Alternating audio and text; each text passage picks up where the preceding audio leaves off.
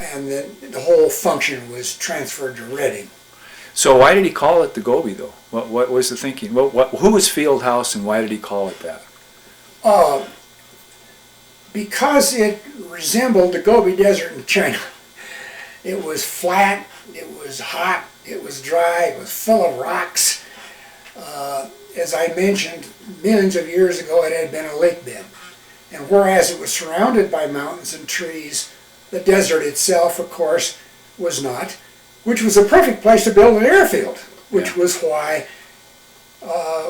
we jumped from there, or I should say we flew from there. The airfield was quite long to accommodate the Nordine Norsemen. But I recall when I mentioned to you earlier that Missoula had sent a trimotor down there. We were amazed because that thing could stop just shortly after it landed, as you would know, and take off the same way, whereas that's not true of the Nordine. It was a plane that had been designed to be used in Alaska, in northern Canada, and it, of course, needed a little room to get off. Well, those jumps, when you started did you have any problems during your training jumps, or do you remember anything about those? None of us had a problem. Okay. Every one of us who were rookies survived without damage. Okay. Unfortunately, the second year, one of our guys got hurt on a practice jump, badly hurt, broke both legs, both arms. He's sent to the hospital in Grants Pass where he contracted pneumonia from lying in bed. That's the only serious injury that I can recall in those 2 years. Mind you, I was called back in the Army, so I was only there 2 years. So, do you remember your first fire jump? It probably may have been, I'm hesitating, I can't remember the location. The one that I remember actually is the one I may have mentioned earlier to you, the one in the Trinity Alps, which was in September, just before I went back to school for my second year at the university, that Freddie Michelotti and I made. And let me mention Freddie, if I may. He graduated in engineering at the forestry school. There is an engineering major.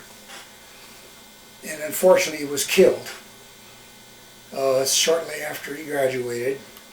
And he drove his Jeep into an area where the logs were stacked, and one stack collapsed and fell on him. He had a little boy, baby, and a wife. It was terribly unfortunate. Anyway, Freddie and I took that jump there, and we were the same ones that took the jump the next year out of the Ford Trimotor. So tell me about the jump up on the Trinity Alps that you took with Michelotti out of the Nordine. Yeah, it was a great jump because it was such a beautiful country. And it was just a typical two-man jump. A snag had caught on fire, as you would expect from, lightning the night before. And our job was to put that thing out. We had to be careful a snag didn't fall on us. You know all about that. And so, but that didn't happen. We were smarter than that. And so, hell, we had the fire out the first day. And we left the second day, and of course we had been provided with good Forest Service maps how to get the hell out of there, because we were a long ways from civilization. But fortunately for us, they dispatched a mule train the night before from one of the stations in Northern California, and before we spent a whole day hiking, they caught up with us. So we got to go out with mules. Oh, that's good. And since I was raised around horses and mules, that was no big deal for me. So that Cave Junction station, did you range out in all four directions? I mean, From Cave Junction? Yeah. Did you have a circular coverage, or is it mostly into California?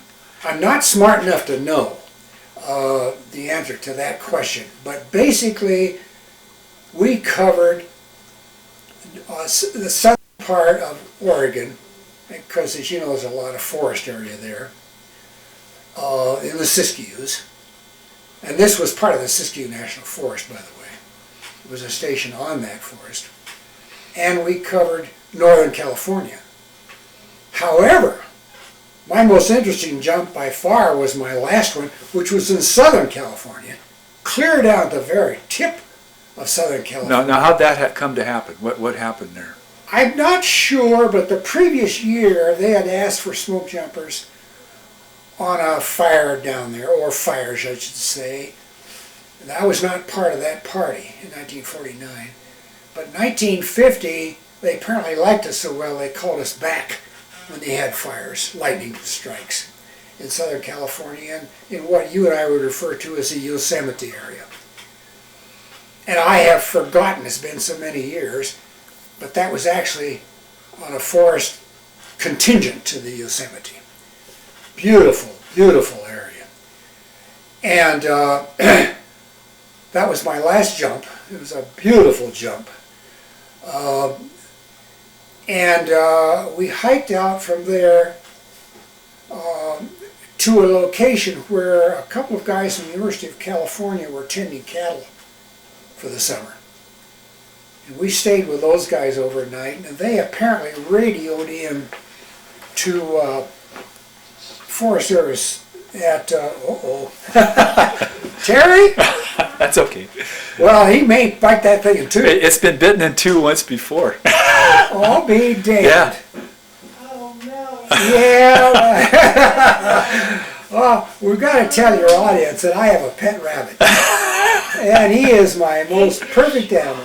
And he wants to bite that thing in two. No, he hasn't bitten it in two, but somebody else did. Somebody else did in Butte one time, but nobody's eaten this one yet since I taped it He up. will. He will. You believe me? Well, come here, sweetheart. That's okay, Terry. He's my favorite animal. He's a wonderful animal. Okay, you're all right. Okay. We have a backyard which opens to an arroyo, and it has a gate, and he came through that gate one night. And our veterinarian happens to be an exotic animal veterinarian. She knew how to take care of him. And he's been our pet ever since then. What's his name? Or her name? His name is Jumper. Jumper? That's not his name. What's it? Thumper. Thumper. Thank you, Derek. That's an original. A dementia problem. At any rate,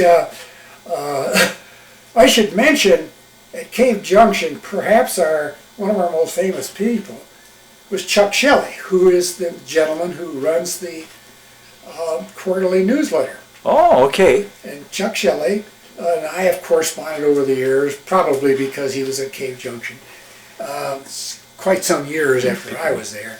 But at any rate, I've just mentioned Chuck in passing. Yeah. But you may have been associated with him on some of the summer projects because he joins those. Yeah, I haven't met him. I met him on the internet so far. Yeah. But I expect to meet him. I'm going to go to a meeting in Boise March 20th, and hopefully he'll be there and we'll meet each other. Oh yeah, he's a great guy. He and his wife both are very active. Yeah, I'm interested why you thought that jump in Yosemite was such a great jump. What do you remember about that? Well, for one thing, it's beautiful country. Were you in the park? No, we were in the forest. Not in the park. That's a tourista country. We were in the forest. We were in the real boondocks. A hell of a long ways from no place.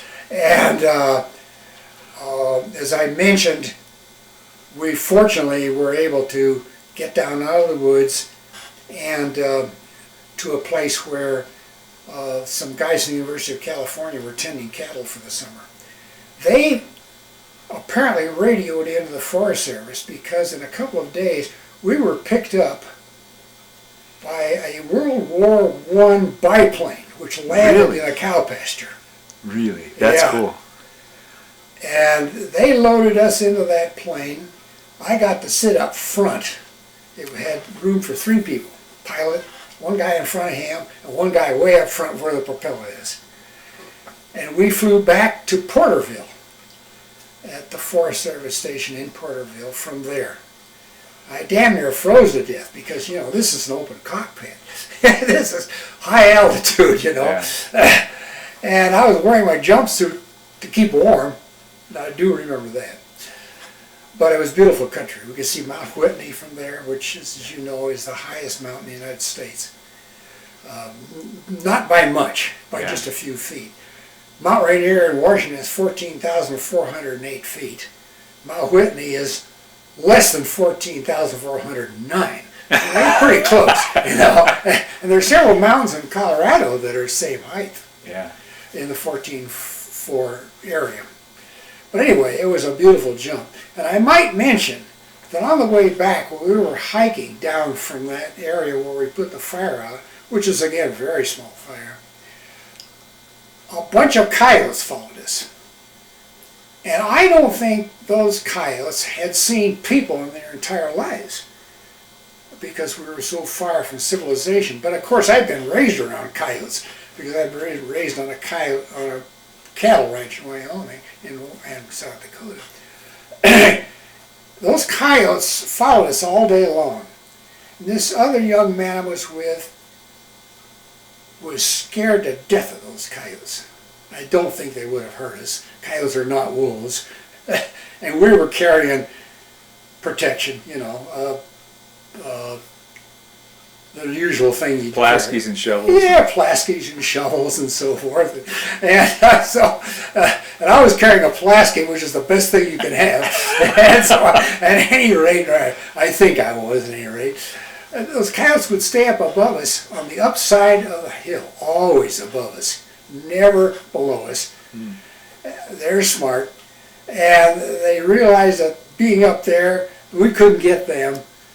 But then they didn't want to get us either. They were too smart for that. And they followed us all day long until we got out of the boondocks down to where I mentioned those guys had the cabin where they took care of the cattle. Yeah, cool. So